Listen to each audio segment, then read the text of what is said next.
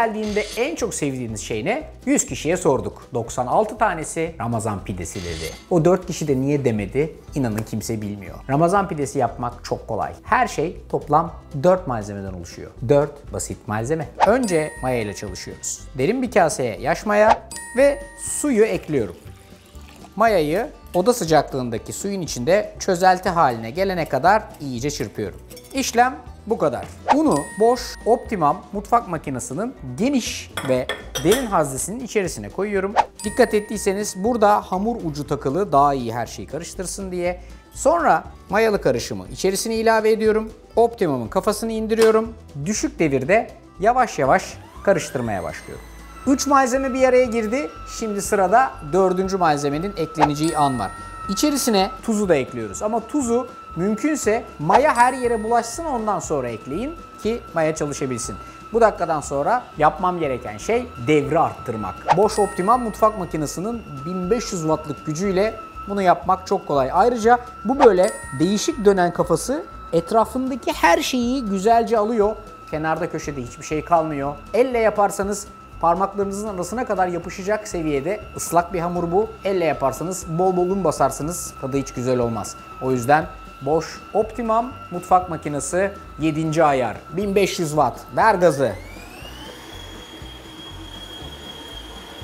Yaklaşık 5 dakika kadar bunu iyice mayalıyorsunuz. İşlem tamam. Kasenin tabanına bir parçacık un serpiyorum. Ondan sonra da sıvı kıvamlı bu hamuru buradaki kabın içerisine yerleştiriyorum. Bu arkadaşın güzelce mayalanması lazım. Ağzını bir streç filmle kapatıyorsunuz. Hem üstünü hem böyle yan çevirip kenarlarını. Kapattıktan sonra 75 dakika kadar ilk mayası çalışsın diye bu şekilde muhafaza ediyorum. 75 dakikanın sonunda bakın nasıl bir hamur geliyor.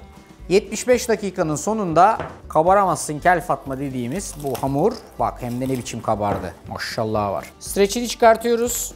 Tezgahın üstünü birazcık unluyoruz ve tabii ellerimizi de arkasından bu hazırladığımız hamuru tezgahın üstüne transfer ediyoruz. Her mayalı hamurda olduğu gibi bunun da şöyle hafiften bir tur yoğurarak mayasını birazcık atmamız lazım. Çok fazla tezgaha yapıştırmıyorum. Ekstra un üzerine serpmiyorum. Böyle hafiften bir gazını dışarı atmak benim için yeterli. İşim daha kolay olsun diye bir yağlı kağıdın üstünde çalışmaya devam ediyorum. Unutmayın, bu hamur yumuşak olursa pideniz piştiği zaman o sevdiğiniz Ramazan'daki gibi bir ayarda olur.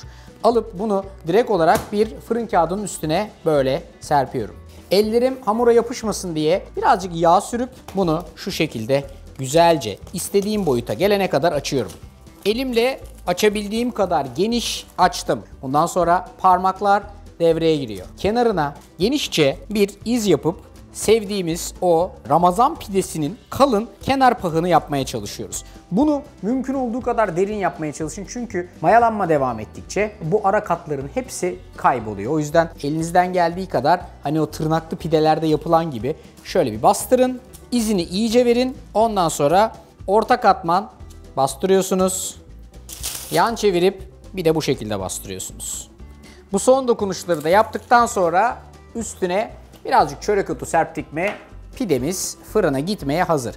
İsterseniz üstüne yumurta sarısı da sürebilirsiniz. Çok da güzel renk alır. Ama Ramazan pidesinde yumurta sarısının ne işi var Arda derseniz o da tamamen sizin tercihiniz. Fırın tepsisine transfer ediyorum. Artık yavaştan fırına gidebilirim. Fırını açıyoruz. Menü, asist, kek, ekmek, pizza, ekmek, pide. İpucumuza da bakalım nereye koymamız lazım. Universal tavada yüksek 3. rafa koymamız lazım. 3. rafa koyuyoruz. Ve başladık. Efendim çok uzun bir bekleme süremiz yok. Yani güzel bir pide yapmak istiyorsak bu süre gayet makul. Şunu diyor olabilirsiniz, yani ne uğraşıyoruz Arda, gideriz Ramazan'da fırından alırız pideyi. Peki ya fırından alamayacak olanlar, ya yurt dışında olanlar, ya o anda öyle bir imkanı olmayanlar? İşte bak olay burada. Diyor ki hazır diyor, al diyor, servise çıkart diyor. Vay vay vay, şuna bak, şuna bak. Bak üstü mis gibi kızarmış vaziyette. Sanırsın taş fırından çıktı. Ey be. Bak bak bak.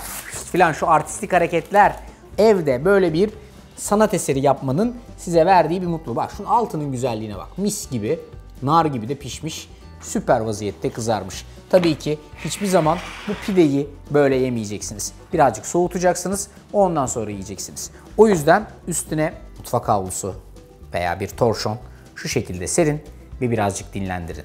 Kendinizle gurur duyun efendim. Evde kendinize nefis bir Ramazan pidesi yaptınız. Hem de o fırında satılanlar gibi mükemmel bir kıvamda. Evde en güzelini yapabiliyorken neden dışarıdan alalım? Bence en güzeli bu. Hepinize afiyet olsun. Bak ucundan bir spoiler vereyim. Şahane pide geldi.